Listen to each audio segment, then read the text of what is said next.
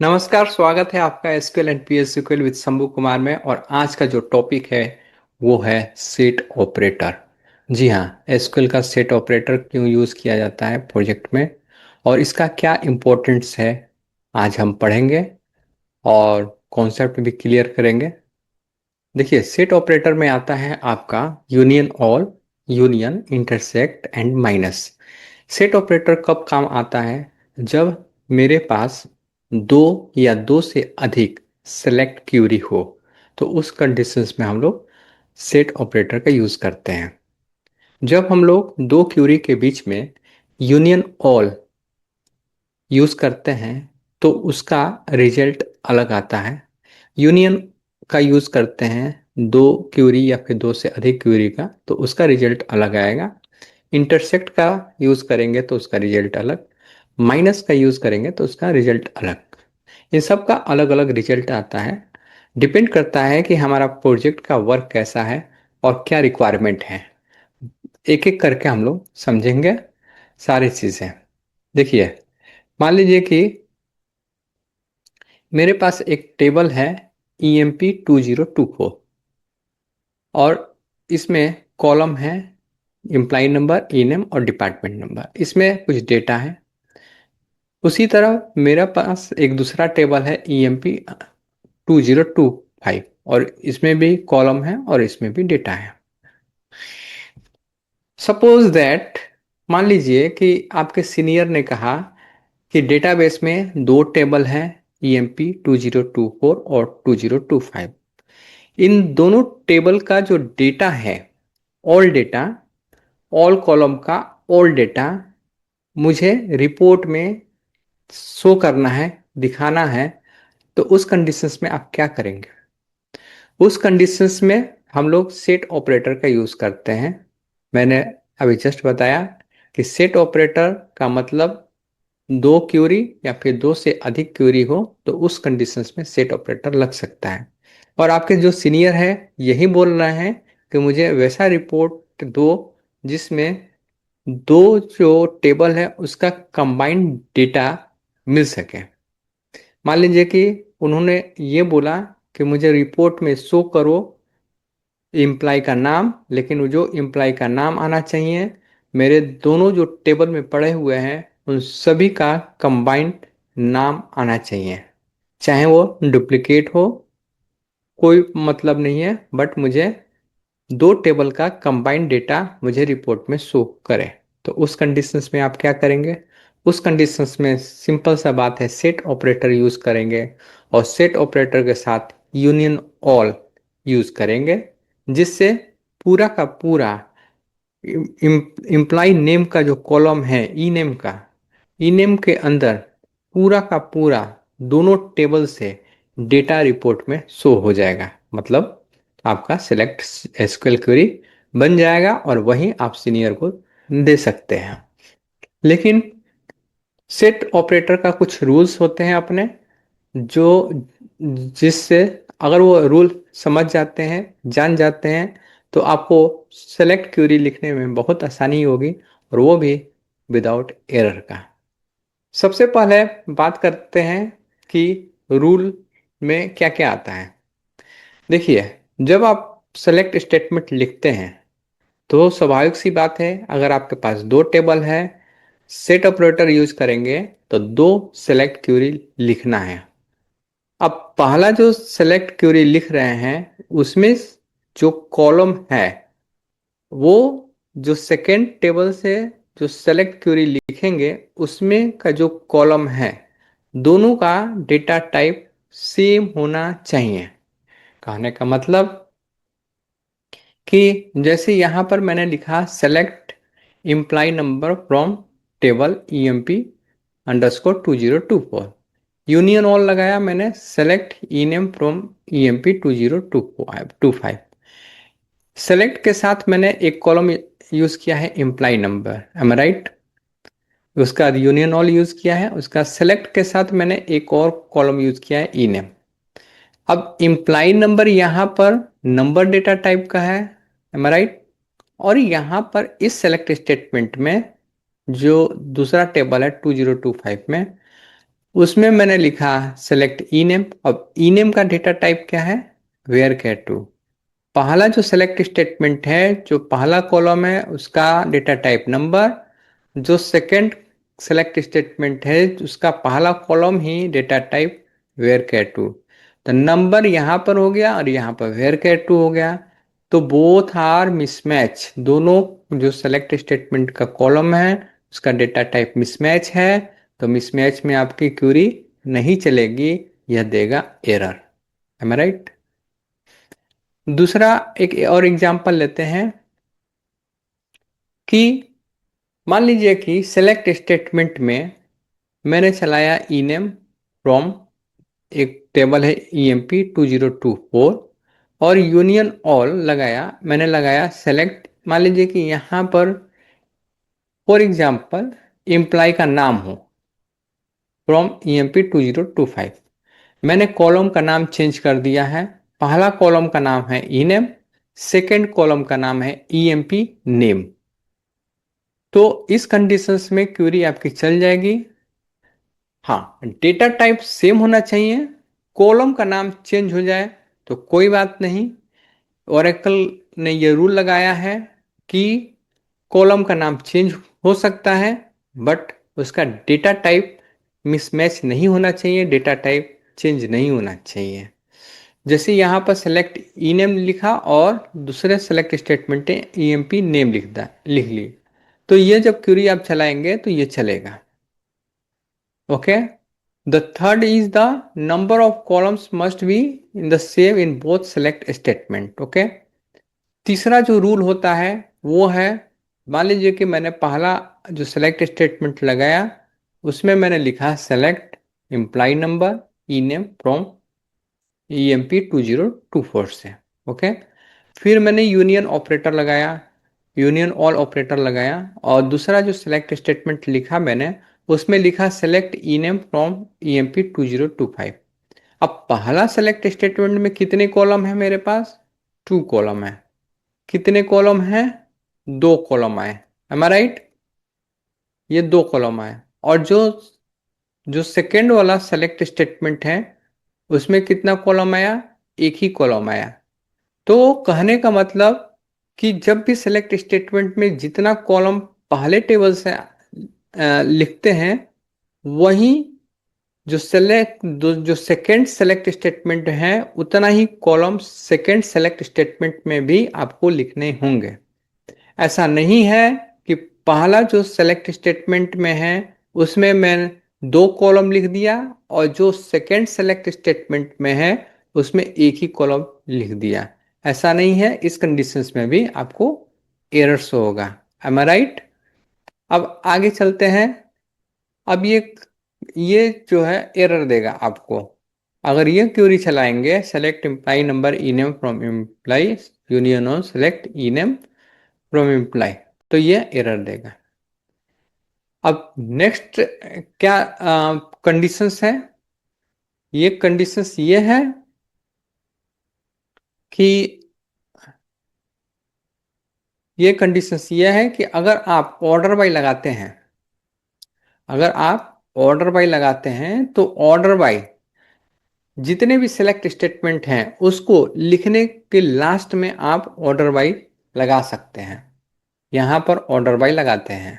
Order by क्या करना है मुझे? ऑर्डर बाय ई नेम करना है या फिर एक एलियास नेम यहाँ पर दे सकते हैं E1, और यहाँ पर भी एक एलियास नेम दे सकते हैं E1 और ऑर्डर बाय E1 कर देंगे। But order by in the, यह जो ऐड होता है ऑर्डर बाय सेलेक्ट स्टेटमेंट के लास्ट में ही आप ऐड कर सकते हैं। आप ऐसे नहीं कर सकते हैं कि select E name from employ और यहाँ पर आपने ऑर्डर बाय लगा दिया। ऑर्डर बाय यहाँ पर आप नहीं लगा सकते हैं, या फिर यहाँ ऑर्डर बाय यहाँ पर लगा दिया और यहाँ पर भी बहुत जगह लगा दिया, ऐसे नहीं कर सकते हैं आप। सेलेक्ट स्टेटमेंट के लास्ट में आप ऑर्डर बाय लगा सकते हैं। तो ये कुछ रूल्स हैं जो आपको समझने होंगे। और सबसे पहले बात करेंगे हम लोग यूनियन ऑल की। यूनियन ऑल का मतलब क्या होता है? मान लीजिए कि मेरे पास 2 टेबल है और दोनों टेबल में एक कॉलम है ई नेम, और ई नेम का मुझे दोनों टेबल का डेटा चाहिए, ई नेम का डेटा चाहिए दोनों कॉलम, दोनों टेबल से, am I राइट? दोनों टेबल से चाहिए, तो उस कंडीशंस में हम लोग यूनियन ऑल लगाएंगे। और यूनियन ऑल का मतलब होता है कि साथ में डुप्लीकेट वैल्यू भी उठकर आएगी उन दोनों टेबल के कॉलम से। कैसे आएगी, क्यों आएगी, बात करते हैं। मैंने लगाया यहाँ पर, मान लीजिए कि मैंने यूज किया यूनियन ऑल, एम आई राइट? Union all, okay. मेरे पहला टेबल में डेटा क्या है, ई नेम में, ई नेम की बात करते हैं तो मेरे पास ए बी सी डी ई मेरे पास है, पहला में है A B C D E, okay. And second में है मेरे पास this one, A X Y, ये है हमारा। मेरे पास एक टेबल से ए बी सी डी ई आया, एंड सेकेंड टेबल से मेरे पास आया A X Y B C Z, okay. अब मैं यहाँ पर यूनियन ऑल लगाऊंगा तो रिजल्ट क्या आएगा, रिजल्ट आएगा सबसे पहले सारे डेटा उठकर आएंगे अपने आप, अपने आप सारा जो डेटा है उठकर आएगा, चाहे वो रिपीटेड डेटा क्यों ना हो। तो मेरे पास ए आ जाएगा, बी आ जाएगा, सी आ जाएगा, डी आ जाएगा, ई आ जाएगा, फिर ए आ जाएगा, एक्स आएगा, वाई आएगा, और फिर बी बी आएगा, फिर सी आएगा, फिर जेड आएगा, ओके। यह है यूनियन ऑल का रिजल्ट। टेबल के कॉलम से जितनी भी डेटा हैं वो सभी डेटा यूनियन ऑल में आ जाएगी। अब बात करते हैं यूनियन की। यूनियन की बात करने से पहले यूनियन ऑल में मैं दिखा देना चाहता हूं कि यह ए जो है 2 टाइम्स आया है, ओके। और यह भी, यहाँ भी यूनियन ऑल के रिजल्ट में ए कितने बार आया है, 2 टाइम्स आया है, एम आई राइट? यानी कि डुप्लीकेट भी आ चुका है। बी कितनी बार आया है, एक इस टेबल में, बी इस टेबल में, यहाँ भी बी 2 बार आ गया है। तो यूनियन ऑल का यही एट्रीब्यूट्स होता है कि वो सारे डेटा लेकर आए, चाहे वो डुप्लीकेट ही क्यों ना हो। 10 सेकेंड पर चलते हैं, यूनियन के बारे में बात करते हैं। यूनियन का मतलब होता है कि वो सारा डेटा तो लेकर आए पर डुप्लीकेट छोड़ दे, दोनों टेबल से उस कॉलम के सारे डेटा लेकर तो आए लेकिन डुप्लीकेट छोड़ दे, डुप्लीकेट नहीं लेकर आए। डुप्लीकेट छोड़कर, डुप्लीकेट का मतलब क्या होता है कि अगर मान लीजिए कि ई नेम कॉलम में ए है और दूसरे जो टेबल है उसमें भी ई नेम कॉलम में ए है, तो ए 1 टाइम ही आएगा। आइए देखते हैं। एक टेबल है EMP 2024, इसमें मेरे पास क्या डेटा है, मेरे पास डेटा है ए बी सी डी ई, और सेकेंड टेबल से है ये टेबल। तो यूनियन ऑल का रिजल्ट क्या होगा मेरे पास, आप बताइए। यूनियन ऑल का यूनियन का रिजल्ट क्या होगा, सॉरी यूनियन ऑल बोल रहा हूँ, यूनियन की बातें हो रही है। तो यूनियन में क्या रिजल्ट आएगा, यूनियन में आएगा रिजल्ट ए आएगा, बी आएगा, सी आएगा, डी आएगा, ई आएगा। क्या ए फिर से आएगा, ये वाला? नहीं, नहीं आएगा, क्योंकि इन दोनों कॉलम का जो डेटा है वो सेम है ए, इसलिए वो डुप्लीकेट हटा देगा, रिमूव कर देगा, और दोनों में से एक ही आ जाएगा ए। बी आएगा, बी पहले से ही है, ये भी नहीं आएगा। सी, अब सी तो आ गया, डी ई, अब इसमें से देखते हैं ए नहीं आएगा, एक्स आएगा, हाँ एक्स आएगा because that is the unique.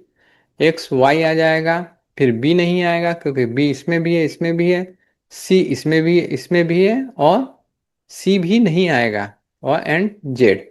तो आपका रिजल्ट इस तरह से यूनियन में आएगा। एम आई राइट? अब बात करते हैं इंटरसेक्ट की। इंटरसेक्ट का मतलब जो कॉमन है डेटा, जो दोनों कॉमन डेटा है सिर्फ वही आएगा। एक टेबल है EMP_2024, इसमें जो डेटा है, इसमें एक टेबल में ये डेटा है, दूसरे टेबल में मेरे पास ये डेटा है। ओके, अब चलते हैं इंटरसेक्ट। इंटरसेक्ट का रिजल्ट क्या आएगा?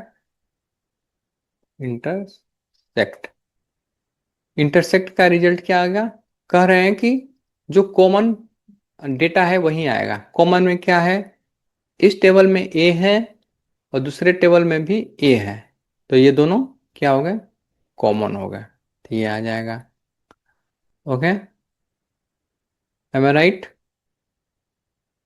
ये इसमें भी है और इसमें भी है, तो दोनों क्या है? कॉमन है, तो ये आ जाएगा। बी इस टेबल में भी है, बी इस टेबल में भी है, दोनों कॉमन है, ये भी आ गया। सी इस कॉलम में, इस टेबल में भी है और सी इस टेबल में भी है, सी भी आ गया। जो कॉमन है डेटा वही उठकर आएगा। अब डी है, डी तो कॉमन नहीं है, डी इसमें है और डी इसमें भी नहीं है, ये नहीं आएगा। ई इसमें है, इसमें ई नहीं है। एक्स है इसमें, ऊपर वाला में एक्स भी नहीं है। वाई है, वाई नहीं है। बी आ गया है, सी आ गया है, जेड है, जेड नहीं, जेड ऊपर वाले टेबल में नहीं है। तो हमारे पास कॉमन क्या है? हमारे पास कॉमन ए आ गया, इसमें भी है, इसमें भी है, बी भी आ गया, बी इसमें भी है, इसमें भी है, सी आ गया, सी इसमें भी, इसमें भी है। तो हमारा इंटरसेक्ट का मतलब हो गया कि ए बी सी का रिजल्ट आएगा। हमें राइट? अब बात करते हैं माइनस की। माइनस में क्या होता है? Return rows from first query. हरदम जब आप लिखेंगे सेलेक्ट ई नेम, अगर आप लिखेंगे select select E name from EMP_2024 and यहाँ पर अगर माइनस लिखते हैं और यहाँ पर लिखेंगे सेलेक्ट ई नेम, और टेबल का नाम चेंज होगा क्योंकि मेरे पास दो टेबल है 2025। तो उस कंडीशंस में क्या होता है कि जो रोज आती है हमारे पास फर्स्ट क्यूरी से ही रोज आएगी, फर्स्ट क्यूरी से रोज आएगी, और वो रोज आएगी जो सेकेंड क्यूरी में प्रेजेंट नहीं हो, जो सेकेंड क्यूरी में प्रेजेंट नहीं हो। ये मेरा फर्स्ट क्यूरी है, चेक करेंगे कैसे रिजल्ट आएगा।